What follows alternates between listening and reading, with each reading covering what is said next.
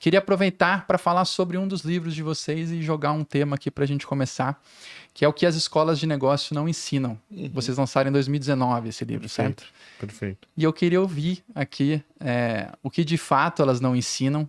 Em 2019, ali vocês escreveram esse livro, a gente vê um movimento de muito mentor indo para o front, muitas novas escolas surgindo, algo mudou ou não, ou elas seguem não ensinando, e o quê?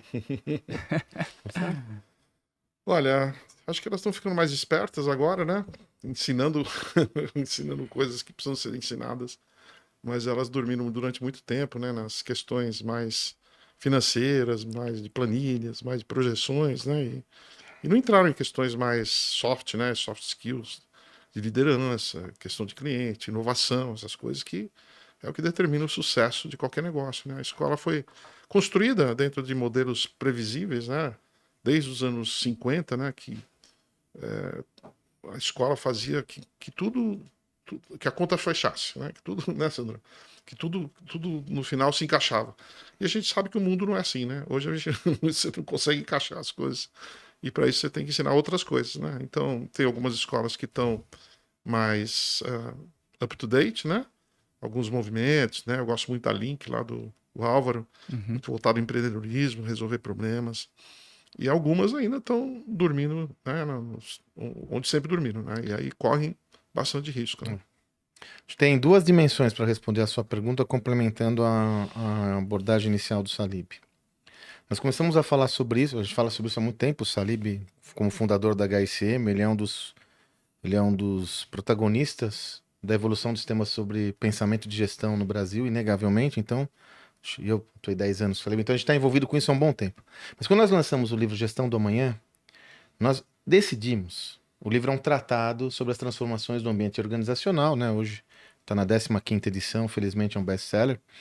E nós resolvemos colocar a educação dentro do livro. E até houve um estranhamento da editora, é natural, né? Poxa, educação. A gente falou, poxa, a educação passa por uma revolução e nós não vamos conseguir falar sobre a transformação das organizações se a gente não falar sobre a mudança do sistema educacional. Seja formal, acadêmico, seja o corporativo.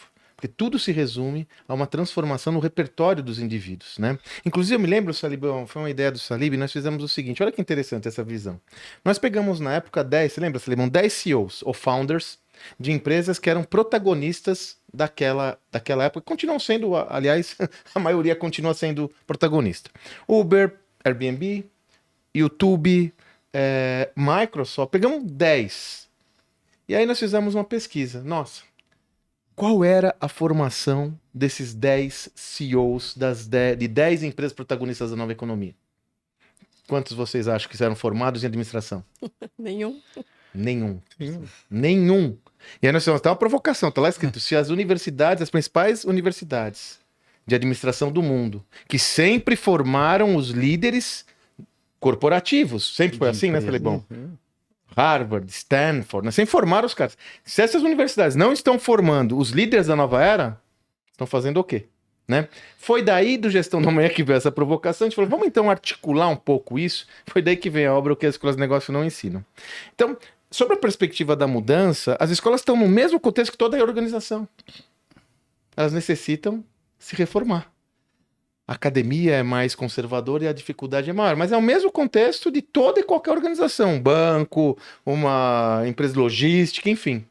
E veja como isso é representativo, eu vou finalizar aqui minha resposta, mas eu tenho que trazer isso, porque tem uma história muito interessante. Você fala, qual é a verdadeira revolução na educação hoje? Você fala, essas universidades estão se reciclando? Na minha visão, tem um outro fenômeno que passou embaixo das pernas de todo mundo, que são vocês, que são protagonistas da educação, nós com a nossa plataforma Gestão do Amanhã, com as nossas imersões, são protagonistas da educação da nova era, que criam um valor brutal sem estar na academia. Total. Porque as pessoas que participam da nossa imersão, nós fizemos, quando nós estamos gravando, vamos fazer uma agora, vamos fazer outra mais adiante sobre um workshop liderança, são executivos que no passado iam para as universidades. Fazer um MBA de 2 anos. A comunidade equity. Você concorda? Está ocupando o espaço da academia. Então, tal qual as organizações, o processo de ruptura é o mesmo. Percebe? Essas outras organizações educacionais são as startups, né? Muitas delas não são mais startups, mas são organizações nascentes que estão afetando o status quo e criando um valor maior ainda. Total. Então você percebe que não é muito diferente do que tudo que está acontecendo no ambiente corporativo, só que é mais sério. Porque se o sistema educacional, eu digo sistema educacional no sentido mais amplo, se a educação corporativa não se transforma, a empresa não se transforma. A gente tem insistido muito isso, né, Salibão? Muito. O líder que aprende, o líder que constrói um ambiente de aprendizado, porque se não mudar o repertório, nada muda.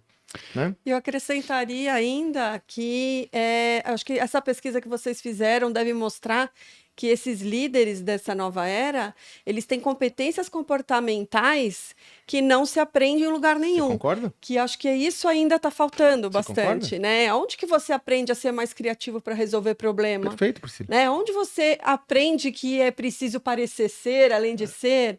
Não é? Não há Então, dúvida. Você quer ver um exemplo besta? Assim, besta no sentido figurado da palavra. A gente faz desde a educação infantil até, se você for fazer um mestrado, um doutorado, aí muda um pouquinho no doutorado, no mestrado. Vamos até a graduação. Você vai fazer uma prova. Você tem que ter todas as respostas da prova, Katsu. Você vai dar uma riscada na prova? Vou fazer um pensamento original agora para desenvolver. Não. Aliás, boa parte das provas é de múltipla escolha. Então você veja, formam o jovem e todo o indivíduo para um mundo, como o Salibão falou, que tudo se encaixa. Previsível, racional, tem todas as... Aí você chega no mundo de verdade e fala assim, pode errar. Erra aí. Como eu não aprendi a errar, cara. Como erra? Você é louco? Não, arrisca. Mano, eu nunca arrisquei. Vai arriscar no vestibular. Opa, agora vou arriscar no vestibular, pessoal. Vou ter um pensamento. Não dá para arriscar. Então, olha como, como o Salibão disse, a gente acostumou com um sistema que vigora há século sem questioná-lo. E aí, quando ele vai no ambiente de trabalho, seja como empreendedor, como executivo, como trainee, eu vou dar um exemplo besta, Salibão, acho que eu já te falei, né? Não vou falar a fonte para não ficar constrangedor. Eu estava aí como uma jovem que está numa faculdade de elite. E... 3 vezes elite. Elite. E ela perguntou para mim, escuta, você não tem uma calculadora aí? Eu falei, Katsu, calculadora? Eu tenho uma HP 12C que eu tinha quando eu era vendedor, mas eu guardo ela e recordo, mas acho que você não vai saber usar, né? Não sou. Então ela foi lá na Paulista, no camelô, achar uma calculadora. Até chegou pra mim, falou, como é que liga a calculadora, né? Eu falei, cara, só eu perguntei, né? Fiz a pergunta mágica, mas pra que você precisa de uma calculadora? Eu vou fazer uma prova numa universidade de elite, que não pode usar nem computador, quiçá chat GPT, que só que tem que usar a calculadora. Eu entendo que existe uma necessidade da gente fugir, assim, mas desculpa, não vai ser usando a calculadora, porque ela vai chegar, essa mesma jovem, chegar no programa trainee, vai falar, peraí, deixa eu sacar minha calculadora aqui, que eu vou fazer... Você percebe? Uhum. A instituição acadêmica ela tem que se transformar. Se ela está ameaçada pelo chat GPT, pela inteligência artificial, ela tem que introjetar um outro sistema de avaliação que não repita os mesmos erros, o mesmo modelo do passado que não funciona mais. Mas não, você não está nem aí. Então, essa lógica que o Salib comentou, das soft skills que você reitera, passa longe. E é o que é cobrado. Né? Eu sempre digo, a gente contrata os executivos por competência técnica e manda embora por comportamento. Exato. E ainda tem outra questão hoje em dia, né? Porque os tipos de organizações... Eu estudei ADM há muito tempo atrás. E a gente era preparado para ocupar cargos de liderança em grandes empresas. Né? E isso te exige um comportamento X. Uhum. E numa startup? E para empreender? E para empreender, numa empresa de pequeno ou médio porte, também existem diferenças comportamentais que ninguém vai ensinar a gente em lugar nenhum, por enquanto. E aí, o Salibão tem uma história boa, que é interessante. E quando você empreendeu, né, não deve ser muito diferente da sua escolha como empreendedora, mas o Salibão ainda remonta outro espaço. Imagina quando você chegou lá para o mestrado que você fazia e falou que ia empreender. O que eles acharam que você era? Deu alguma coisa errada, né? O que aconteceu? Pô, né? Tá com febre? Não, realmente era difícil. Eu dentro do meu MBA, International Business, né, na Carolina do Sul, com todo respeito, eu tenho um carinho enorme, até hoje me relaciono com a escola, né? De vilão eu virei herói. E realmente era totalmente focado em, como você falou, era voltado para as grandes... Na verdade, o MBA, como nós conhecemos, ele foi concebido a partir da demanda das grandes organizações, que precisavam de alunos com um pouco mais de estofo, assim, para assumir posições maiores. Então, o MBA, ele não foi feito por empreendedores. E a gente não pode culpar muito, porque ele foi feito, foi a demanda das grandes multinacionais que precisavam de alunos, né? Por isso que isso aconteceu nos anos 50, pós-guerra. Então, agora a gente tá... Mas demorou muito, né? Pois é, Salibão, você Assim. vê anos 50 pós-guerra e até agora a gente tem modelo parecido, alguma coisa tá fora da ordem, Pois você é. concorda? Com cara? certeza. Pô, são quase 100 anos, mudou pouca coisa dos anos 50 pra cá. Pois é.